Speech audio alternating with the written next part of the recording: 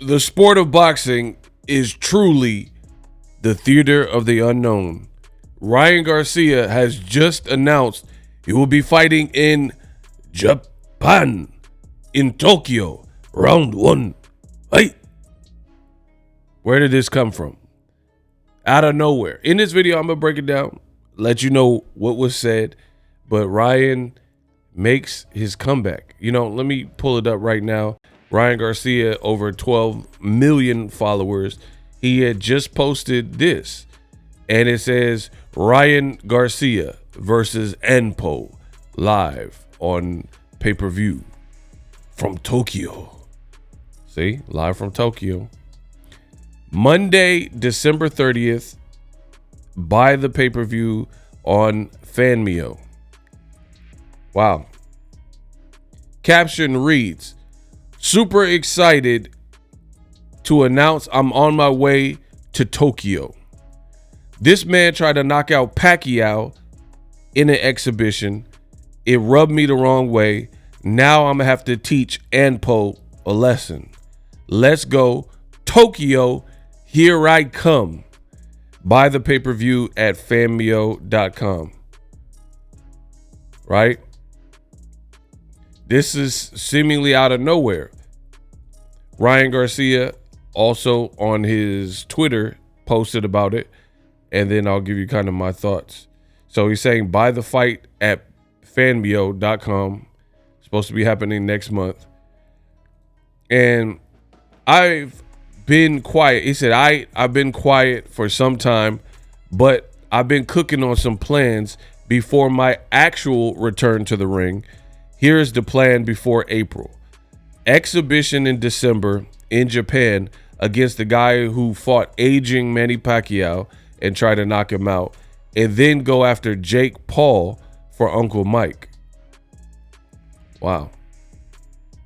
So, according to Ryan Garcia, that's kind of his game plan for the near future.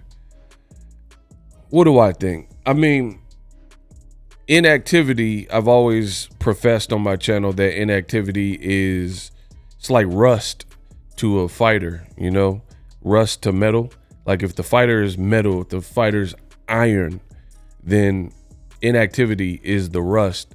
And then, you know, depending on, like, if you have a tool and you don't take care of it and it's corroded and it becomes rusty, then that ratchet or whatnot may not work the same. You know, it may not work as intended because it hasn't been lubricated. No diddy, you know, I ain't talking about no baby oil and all that. You feel me? But, you know, the tool might not work as intended because you allowed it to erode and get rusty. Same for a fighter. You know, I have the same exact thoughts for a boxer. The more you're in the ring and shaking out, training, staying in shape, but most importantly, taking punches and in the ring, no headgear and stuff like that, you know, that's better for you in terms of sharpness. So for Ryan Garcia, this is good, you know, whether people agree with it or not, because he is suspended, he found a loophole. And to be honest, I can't really be mad at him because how many other fighters have done similar? Like I remember Dillian White, he had failed a test and he had an ongoing battle with UCAD and wasn't cleared to fight in the UK. And then they booked the fight for him in Saudi Arabia. And then like the week of the fight, I think they released it and cleared him. But it doesn't matter because he already had the fight scheduled regardless of whatever the pending investigation was talking about. Or Eddie Hearn and Conor Benn, same concept, right? Conor Benn, at a time he wasn't able to fight in the UK, get his license. Him being a British UK fighter, they brought him to Vegas, right? We've seen with fights like Julio Cesar Chavez Jr. and Eddie Hearn, you know, Chavez ducked VADA, which is the same as a test fail because they weren't able to get a sample because you avoided them, right? And Eddie Hearn moved the fight from the West Coast to the West Coast still, but to Arizona, a commission that would allow the Danny Jacobs fight. Or when Top Rank had Oscar Valdez, he failed for phentermine, said, I don't know how I got in my system, maybe it was a T. They still let his fight continue. So I'm not surprised. Boxing has always found a way to be just a little bit crooked, a little bit dirty, and find these little loopholes to circumvent whatever, like a suspension, things like that.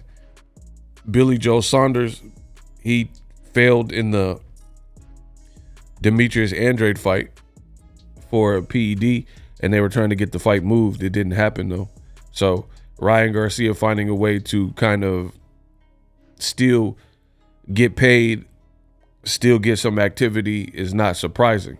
Now, as far as his opponent, I don't know too much about the guy, but I watched his fight with Pacquiao. He's a kickboxer from Japan. He's definitely brolic. He's like in shape. He's a pretty big dude. And, you know, he didn't do half bad with Pacquiao, to be honest. He didn't look that bad.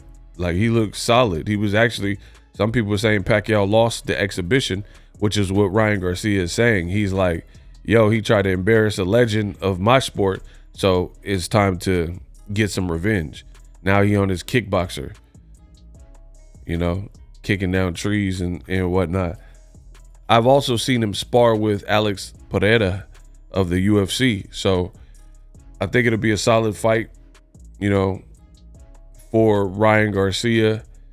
This guy, you see, like I said, he's kind of big, kind of a big dude. But that shouldn't be a problem for Ryan Garcia, given the fact that who knows how much Ryan Garcia weighs, because Ryan Garcia, to me, he looked big. You know, when I'm seeing his walk around weight and whatnot, he looks pretty big. He also missed weight in the Devin Haney fight. Now, speaking of Devin Haney, I would be remiss if I didn't mention this in this particular video.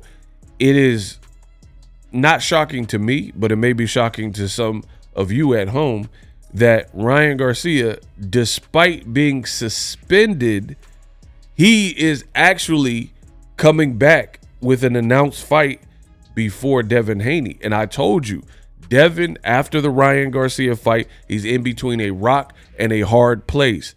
He's going to have to move scientifically and pick the right opponent and the right circumstance. Plus, he wants to get paid, and then his stock dropped, so I don't know who's going to pay what he was probably getting before. He's suing Golden Boy. He's suing Ryan Garcia, and Ryan, somehow through it all, is still finding a way to get a bag and get some exposure and be seen and come back out and release. He has a release date before Devin Haney. And Devin Haney is the guy that got the win overturned and whatnot. And I figured this would be the case. I told you Devin's gonna have to take probably like a year off. And see, look at him next to Pereira and John Jones, who are like light heavyweight and heavyweights, right? But yeah, the reality is Ryan is coming back before Devin, or at least an announced fight, unless I don't even know if Devin can do a fight. It's November 18th. So I don't know if he could even do a fight and have it announced for anything sooner than what this fight is taking place. Let me know what you guys think, but Ryan Garcia has announced his return to the sport of boxing. For more news in the world of boxing, this is your one-stop shop. I'm the best in the business, and it's not even close. Salute, Eagles Army. I see you.